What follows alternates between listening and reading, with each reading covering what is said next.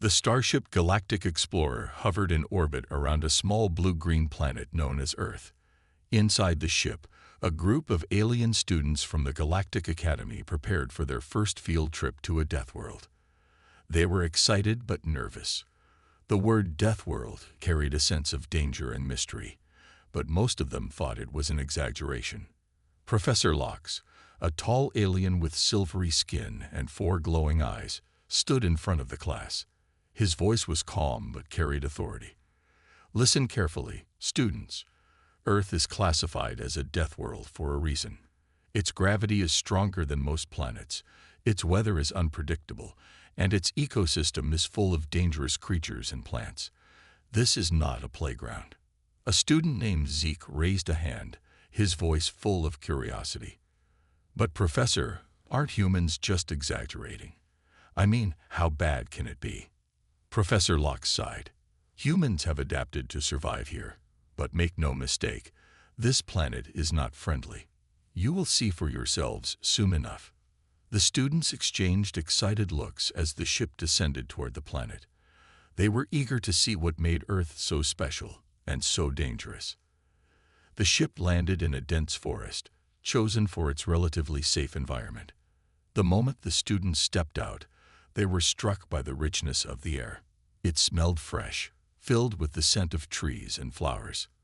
The ground was soft with fallen leaves, and the sunlight filtered through the branches, creating a peaceful scene. This doesn't look so bad, said Lirith, a purple-skinned student with shimmering scales. She bent down to touch a strange-looking flower with bright red petals. It's beautiful. Professor Lox frowned. Careful, Lirith. Many earth plants have defenses. Some are poisonous, and others can even attack. Lirith hesitated but eventually stepped back. The other students chuckled. Attacking plants. Really? One of them said. Professor, you're making it sound like this place is alive and out to get us. Before Professor Lox could respond, a sudden gust of wind swept through the forest. The temperature dropped, and the students shivered despite their protective suits. The once peaceful forest now felt strange and hostile. As the group moved deeper into the forest, they began to notice how alive Earth really was. Birds chirped loudly, insects buzzed in swarms, and rustling sounds came from the bushes. Every step seemed to bring something new and unfamiliar.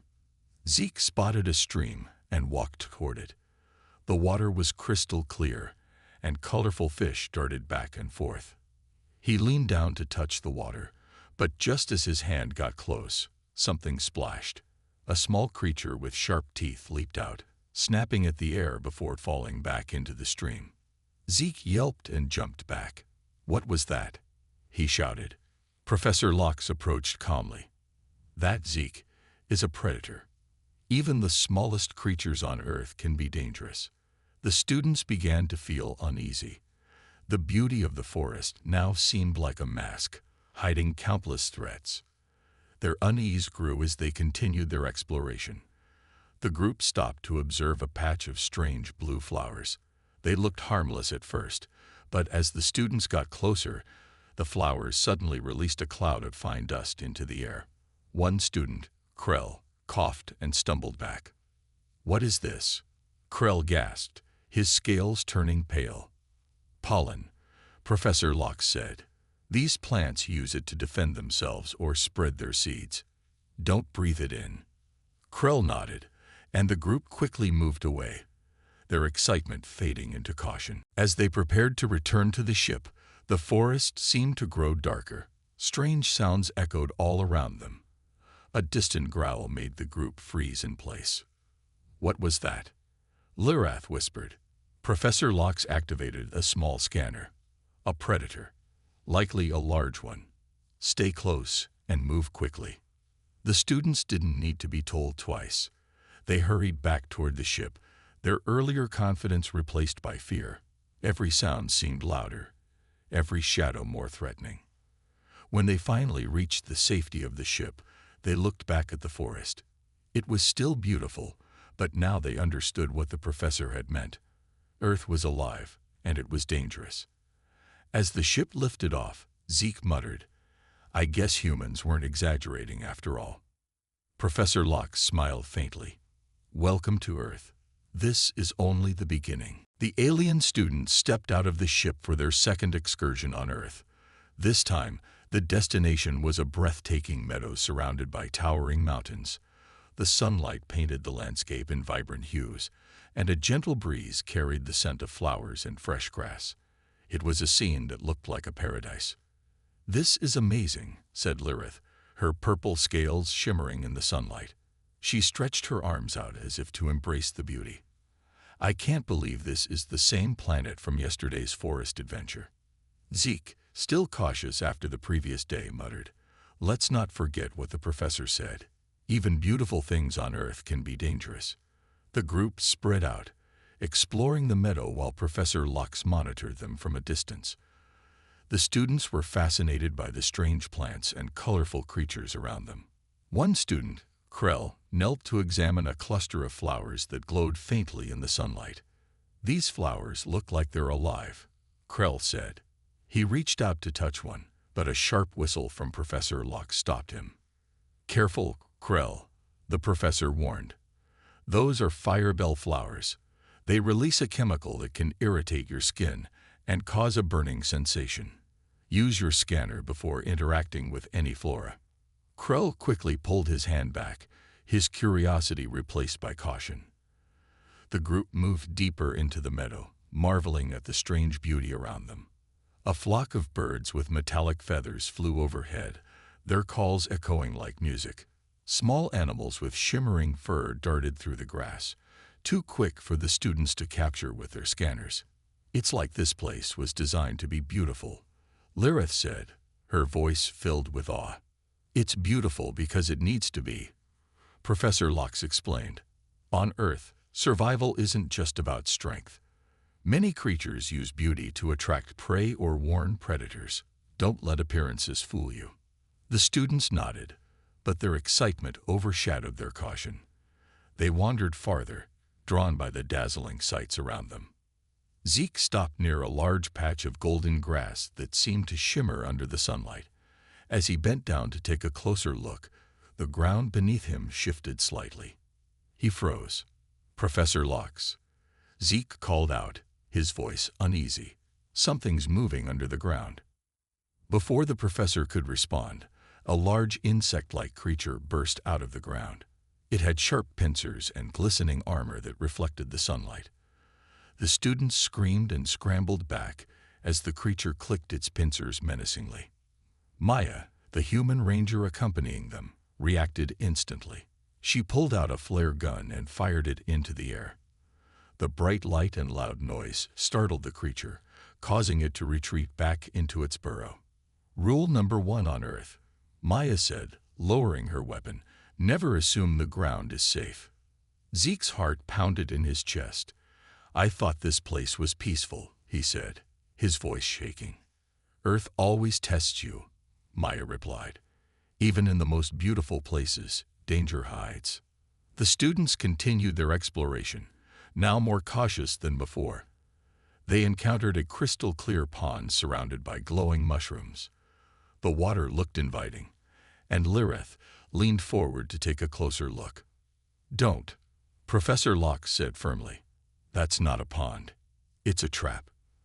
As the students watched, a small animal approached the water. Suddenly, the surface rippled, and long tendrils shot out, wrapping around the animal and pulling it under. "What was that?"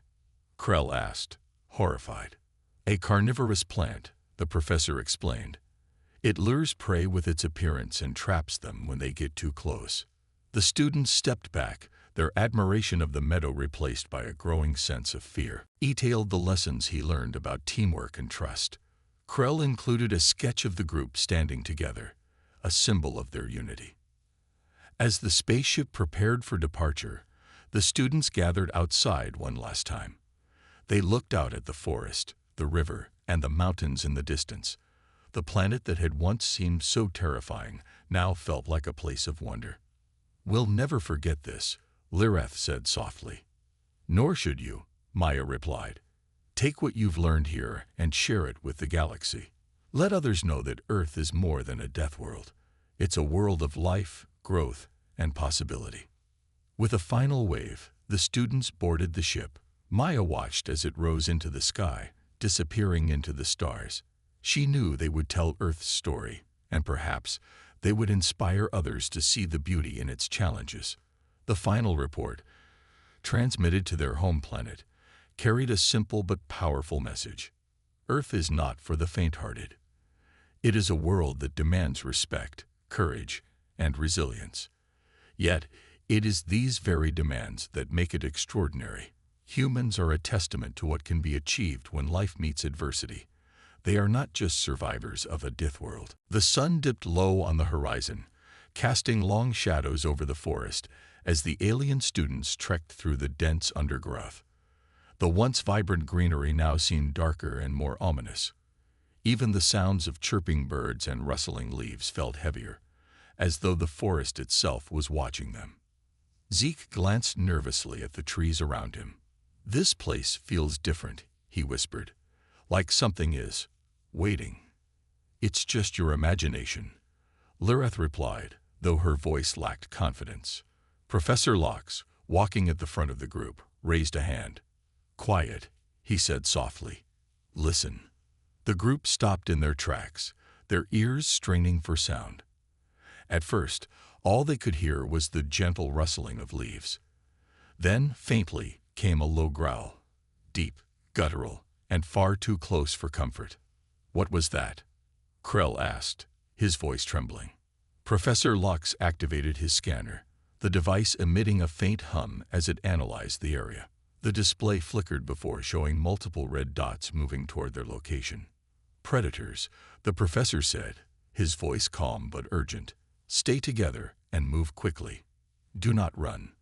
The students huddled closer, their excitement from earlier completely replaced by fear. The forest, which had seemed so alive and beautiful, now felt like a trap closing in around them. The growling grew louder, joined by rustling in the bushes. Suddenly, a pack of large, wolf-like creatures emerged from the shadows. Their eyes glowed faintly in the dim light, and their sharp teeth gleamed as they bared their fangs. The students froze, their instincts screaming at them to run, but Professor Lox held up a hand. "Hold your ground," he said firmly. "Running will only make them chase you." The creatures began to circle the group, their movements slow and deliberate. One of them, larger than the rest, stepped forward, growling loudly. It crouched, ready to pounce. "Professor, what do we do?" Lireth asked, her voice barely a whisper. Before Professor Lox could answer, a loud bang echoed through the forest. The lead predator yelped and backed away, its ears flattening against its head. Another bang followed, and the entire pack scattered, disappearing into the shadows as quickly as they had appeared. The students turned to see a human figure stepping out from behind a tree. She was tall and muscular, wearing rugged clothing and carrying a long metallic weapon. Her face was calm, but her eyes were sharp, scanning the area for any remaining threats. "Everyone all right?" the human asked, her voice steady and confident. The students stared at her in awe, their fear slowly fading. Professor Lox stepped forward. "Thank you," he said. "Your timing was impeccable." "I'm Maya," the human said, lowering her weapon. "You must be the alien group I heard about. Welcome to Earth, or what's left of it after the wildlife has its way." The group followed Maya as she led them to a safer area, a small clearing with a makeshift campsite. She handed them water and some energy bars, which they accepted gratefully. "What were those creatures?" Zeke asked, still shaken. "Wolves," Maya replied. "Smart, social predators. They're not usually this bold, but a pack will take risks if they're desperate or see weakness. We would have been." Krell trailed off, not wanting to finish the thought. "You would have been in trouble," Maya said bluntly. "But you stayed calm, and that helped. Most species panic and make themselves easy targets. You've got better instincts than most." The students exchanged glances, a mix of relief and newfound respect for the human. Maya spent the next hour teaching the group basic survival skills. She showed them how to read the forest, identify signs of danger, and use tools to protect themselves. The students listened intently, absorbing every word. "Why do humans live here?" Lirath asked. "This planet seems unforgiving." Maya smiled faintly. "Because it's home. Earth is tough, but it made us tougher. Every challenge here teaches you how to survive, how to adapt. That's why we're still standing." Professor Locke nodded. "Humans are a product of this environment. It's what makes them unique in the galaxy." Zeke looked at Maya with admiration. "Thank you for saving us. We wouldn't have made it without you." Maya shrugged. "You're welcome. But remember, Earth doesn't care if you're prepared or not. It'll test you either way." As the group prepared to leave the campsite, the forest seemed less threatening. The students felt a new sense of respect for Earth and its inhabitants. They had seen its beauty, faced its dangers, and learned from a human who embodied the planet's resilience. As they boarded their ship, Zeke looked back at the forest one last time. "Earth isn't just a death world," he said. "It's a teacher, and humans are its best students." The alien students woke early the next morning, the chill of the forest air clinging to their skin. Their experiences so far had taught them that Earth's beauty came with hidden dangers, and now they faced their biggest challenge yet. Maya stood before them, her arms crossed, and her expression serious. "Today, you'll put everything you've learned to the test. This is your survival challenge," she said. The students exchanged nervous glances. Lirath's purple scales shimmered faintly in the early light as she spoke. "What exactly do we have to do?" Maya gestured to the forest. "You'll navigate through a marked path, find supplies, and solve problems along the way. The goal is to reach the rendezvous point by sunset. You'll face obstacles, but you'll have each other and your wits. No shortcuts, no help from me." Professor Locke, standing to the side, added, "This exercise isn't just about survival. It's about understanding Earth and its lessons. Pay attention to everything around you." The challenge began, and the group moved cautiously into the dense forest. They had a basic map and a few tools, but no weapons. Zeke led the way, his scanner held tightly in his hands. "This way," he said, pointing to a faint trail on the ground. "The map says there should be a water source nearby." They followed the trail, their senses heightened by the sounds of the forest. Birds called out from the treetops, and the occasional rustle in the bushes made their hearts race. Despite the tension, they worked together, each student contributing their unique skills. "Lirath, can you analyze those plants?" Krell asked, pointing to a cluster of green leaves with bright red berries. Lirath scanned the plants with her device. "Toxic," she said. "Definitely not safe to eat." "Good call," Zeke said. "Let's keep moving." As they progressed, the group encountered their first major obstacle, a wide river blocking their path. The water was fast-moving, and sharp rocks jutted out from the surface. "How do we get across?" Krell asked, staring at the rushing water. Zeke studied the map. "There's no bridge nearby. We'll have to build something." Using fallen branches and vines, the students worked together to construct a makeshift raft. Maya's lessons on Earth's materials came in handy as they secured the pieces tightly. After several tense minutes, they'd pushed the raft into the water. "One at a time," Zeke said. "Lirath, you first." One by one, they crossed the river, their hearts pounding with every wobble of the raft. When the last student reached the other side, they cheered softly, their confidence growing. Further along the path, they faced another challenge. A steep incline covered in loose rocks. The students worked as a team, using ropes to support each other and avoid slips. At the top, they found a cache of supplies left by Maya: food, water, and a small fire-starting kit. "She's testing us," Lirath said, inspecting the supplies, "seeing if we're resourceful enough to find these. And to use them wisely," Krell added, rationing the food among the group. As the sun began to set, the students neared the rendezvous point, but their final challenge awaited them. A clearing ahead was occupied by a large predator, a bear-like creature with sharp claws and a thick hide. It growled as it caught sight of the group, its eyes gleaming with hunger. "What do we do?" Lirath whispered, her voice trembling. Zeke took a deep breath. Maya said Earth creatures respond to strength and confidence. "We need to stand our ground, make ourselves look bigger." The group gathered in a tight formation, waving their arms and shouting loudly. The creature hesitated, confused by the sudden display. Then, with a final growl, it turned and lumbered away into the forest. The students collapsed in relief, their adrenaline fading. "We did it," Krell said, his voice shaky but triumphant. When they finally reached the rendezvous point, Maya was waiting for them. A fire crackled nearby, and she smiled as they approached. "Not bad," she said. "You worked together, used your knowledge, and kept your cool under pressure. That's what survival is all about." Professor Locke nodded in approval. "You've learned more today than any lesson I could teach in a classroom. Earth is a harsh teacher, but an effective one." The students sat around the fire, exhausted but proud. They had faced Earth's challenges and come out stronger. As they looked up at the stars, they realized they were beginning to understand why humans called this planet home. Lirath spoke softly, her voice filled with respect. "Earth doesn't just test you, it changes you." The morning started calm, the sun casting a golden glow over the dense forest. The alien students and their human guide, Maya, were packing their supplies, preparing for another day of exploration. The previous day's survival challenge had left them tired but proud.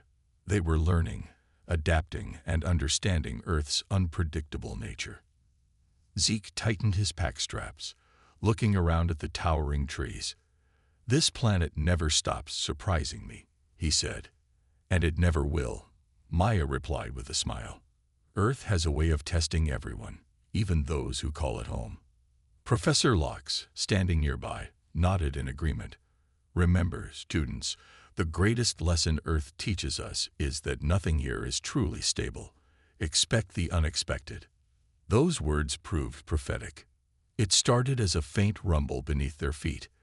Lirath stopped mid-step, her scales shimmering as she turned to Maya. "What was that?"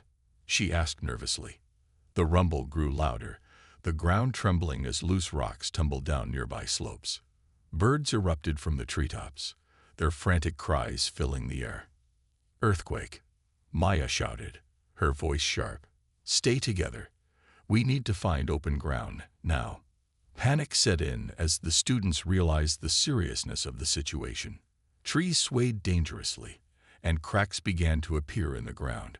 Maya took the lead, guiding them down the forest path at a quick pace. "Keep moving. Don't stop," she called out. Zeke stumbled but caught himself. "How long does this last?" he yelled over the noise. "Could be seconds, could be minutes," Maya replied. "We just need to get to safety." The group came upon a small clearing, but it was surrounded by tall trees that threatened to fall with every tremor. Maya scanned the area quickly, her sharp eyes searching for a better spot. "There." She pointed toward a rocky outcrop in the distance. "We'll be safer there." "Move." The ground buckled beneath their feet as they ran, forcing them to dodge falling branches and shifting rocks. Lirath's breathing grew labored, her alien physiology struggling with the sudden exertion. "I can't keep up," she gasped. "Yes, you can," Zeke said, grabbing her arm and pulling her forward. "We're almost there." Professor Locke stayed at the back of the group, urging the slower students forward. "Focus on your footing. One step at a time," he instructed, his voice calm despite the chaos. Reaching the rocky outcrop, the group huddled together, their breaths coming in ragged gasps. Maya surveyed the area, ensuring everyone was accounted for. "Is this safe?" Krell asked, his eyes wide with fear. "Safer than the forest," Maya replied. "Rocks like these are more stable, but stay alert. The aftershocks can be just as dangerous." As if on cue, A powerful aftershock shook the ground, causing the students to cry out. A nearby tree toppled, crashing into the ground with a deafening thud. Dust and debris filled the air, and the group covered their faces to avoid inhaling it. "Hold on," Maya shouted, gripping a large boulder for stability. The tremors finally subsided, leaving an eerie silence in their wake. The group remained still, their hearts pounding as they waited to see if the worst had passed. When no further shaking came, Maya stood and dusted herself off. "We're clear for now," she said. "Is everyone okay?" The students nodded, though they were visibly shaken. Lirath examined a small scrape on her arm. "Nothing serious," she said. Professor Locke adjusted his glasses, his usually composed demeanor slightly rattled. "That was a close call. Earth's geology is as volatile as its wildlife. And just as deadly," Krell muttered. Maya knelt in front of the group, her expression serious but encouraging. "Listen to me," she said. "What you just experienced is part of life on Earth. This planet will throw everything it has at you. But if you stay calm, think clearly, and work together, you'll survive." Zeke looked at her, his fear giving way to determination. "We made it through because we stuck together. That's what matters." Maya nodded. "Exactly. Survival isn't just about strength or knowledge. It's about teamwork and resilience. You've proven you have both." The students took a moment to absorb her words, their fear slowly replaced by a sense of accomplishment. They had faced one of Earth's greatest natural threats and survived. It was a hard-earned lesson, but one they would never forget. As they prepared to move on, the ground beneath them felt solid once more. But they knew better now. Earth was unpredictable, a world that demanded respect and vigilance. Zeke glanced back at the forest, the fallen trees a stark reminder of the earthquake's power. "Earth isn't just dangerous," he said quietly. "It's alive." Professor Locke placed a hand on his shoulder. "And that is what makes it extraordinary." With renewed determination, the group set off, their bond stronger than ever, and their respect for Earth deeper than they could have imagined. After surviving the earthquake, the alien students and their professors felt a mix of exhaustion and admiration. They had been pushed to their limits, but the challenges were not over yet. As they followed Maya back to their temporary camp, their minds were filled with questions about humans and their resilience. "How do humans survive on such an unpredictable planet?" Lirath asked, her voice filled with curiosity. Maya smiled as she led the way, her boots crunching against the uneven ground. "Humans don't just survive," she said. "We adapt. We learn from the dangers and find ways to live alongside them." Professor Locke, walking behind the group, added, "This adaptability is what sets humans apart from many other species. It's why they've thrived despite Earth's countless challenges." The students nodded thoughtfully, their admiration for humans growing. They had experienced Earth's dangers firsthand, and now they began to understand the unique qualities that allowed humans to call this dangerous planet home. That evening, as the group gathered around a campfire, Maya shared stories of humanity's history. She spoke of ancient humans who faced ice ages, volcanic eruptions, and wild predators. She described how they developed tools, built shelters, and formed communities to survive. "Humans are stronger together," she explained. "When we face challenges, we rely on each other. That's why teamwork is so important, even for survival." Zeke leaned forward, his scanner resting in his lap. "But aren't you afraid, knowing that Earth can strike at any time?" Maya's expression softened. "Fear is natural, but it's also a teacher. It reminds us to stay alert and prepared. And when you overcome fear, you discover strength you didn't know you had." Lirath's purple scales shimmered in the firelight. "That strength is what saved us today. Without your guidance, we would have been lost." "You would have found a way," Maya replied confidently. "You're smarter and braver than you think. Earth pushes everyone to grow, whether they're human or not." The next morning, the group set out on another exploration. They walked through a vast plain, the sky clear and blue above them. Maya pointed out landmarks and shared survival tips. But this time, the students asked fewer questions. They seemed lost in thought, reflecting on their experiences. Krell finally broke the silence. Maya, do humans ever stop learning? Maya laughed softly. Never. Earth keeps teaching us, no matter how much we think we know. The moment we stop learning is the moment we stop surviving. Professor Locke nodded in agreement. Humans are always evolving, both as individuals and as a species. It's a remarkable trait, and one we can all learn from. The students exchanged glances, their respect for humans deepening. They realized that humanity's strength wasn't just physical or intellectual. It was emotional too. The ability to face fear, adapt, and grow was something they had seen in Maya and felt within themselves during their time on Earth. As the group approached a riverbank, Maya stopped and turned to face them. "Let me show you something," she said, gesturing to the flowing water. The students gathered around, curious. Maya picked up a small, smooth stone from the river and held it up. "This stone didn't always look like this," she said. "It was once rough and jagged, but over time, the river's currents smoothed it. That's what life on Earth does to us. It shapes us, sometimes in ways we don't expect." Zeke picked up a similar stone, turning it over in his hands. "So, the challenges we face aren't just obstacles. They're part of what makes us who we are." Maya nodded. "Exactly. Every danger, every hardship teaches us something. It's how we grow stronger, wiser, and more connected." That night, as they prepared to rest, the students spoke among themselves.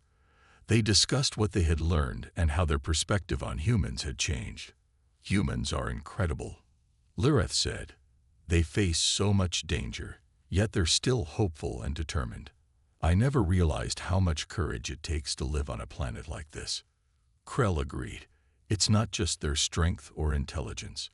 It's their spirit. They don't give up, no matter how hard things get." Professor Locke listened quietly, a proud smile on his face. "I think you've all gained something valuable from this journey," he said. "Respect for Earth, respect for humans, and perhaps even respect for yourselves." As the campfire flickered and the stars shone above, the group felt a sense of unity. They had come to Earth to study it, but they had learned so much more than they expected. Humans were not just survivors of a dangerous world. They were masters of it, shaped by its challenges and strengthened by its trials. The time had come for the alien students to leave Earth. Their visit had been filled with danger, wonder, and lessons they would never forget. The spaceship stood ready at the edge of the forest, its sleek silver hull reflecting the light of the setting sun. The group gathered around Professor Locke as he prepared to deliver their final instructions. "Students," he began, his voice steady, "you have experienced Earth as few in our galaxy ever will.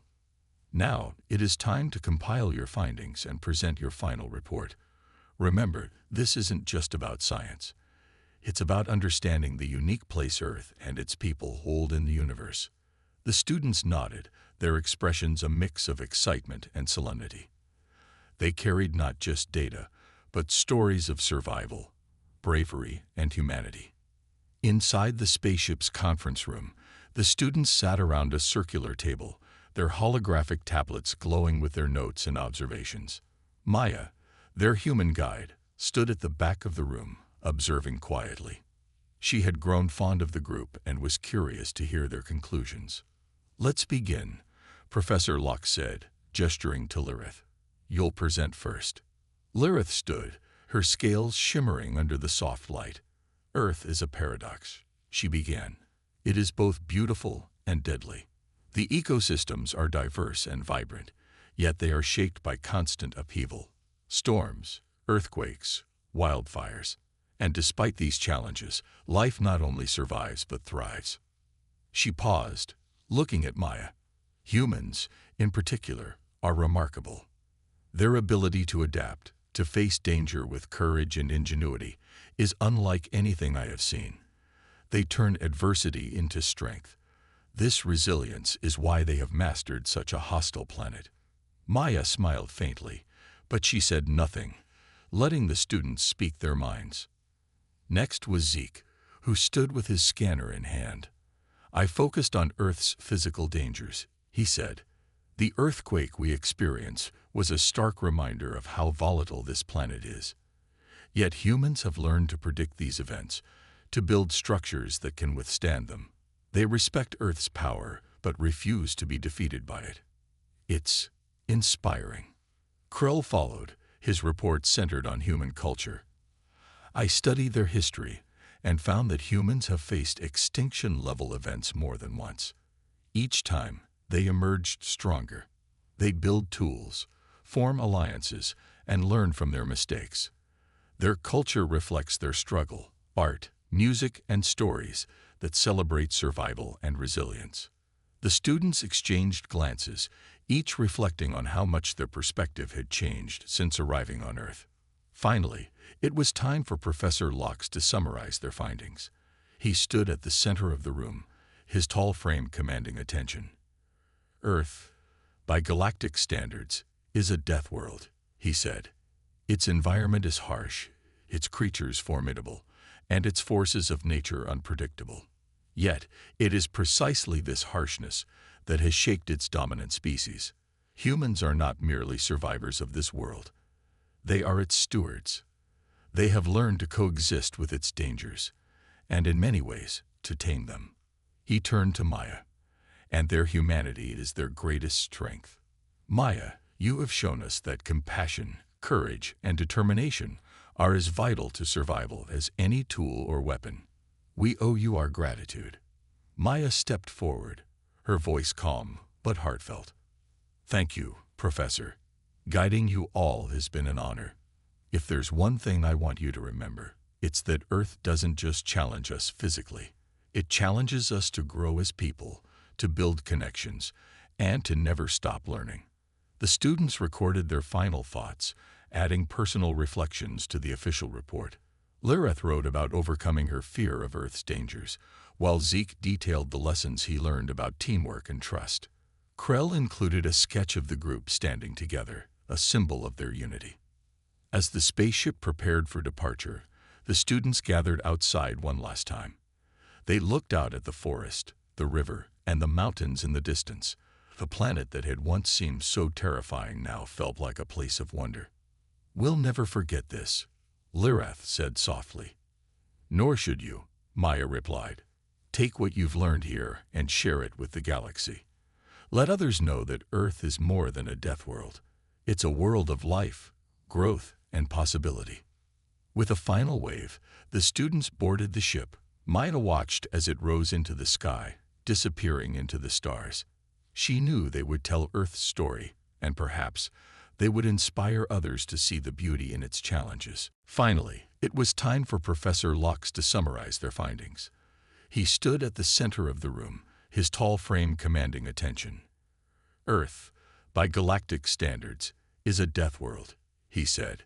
"Its environment is harsh, its creatures formidable, and its forces of nature unpredictable. Yet, it is precisely this harshness that has shaped its dominant species. Humans are not merely survivors of this world. They are its stewards. They have learned to coexist with its dangers, and in many ways, to tame them." He turned to Maya. "And their humanity is their greatest strength. Maya, you have shown us that compassion, courage, and determination are as vital to survival as any tool or weapon. We owe you our gratitude." Maya stepped forward, her voice calm but heartfelt.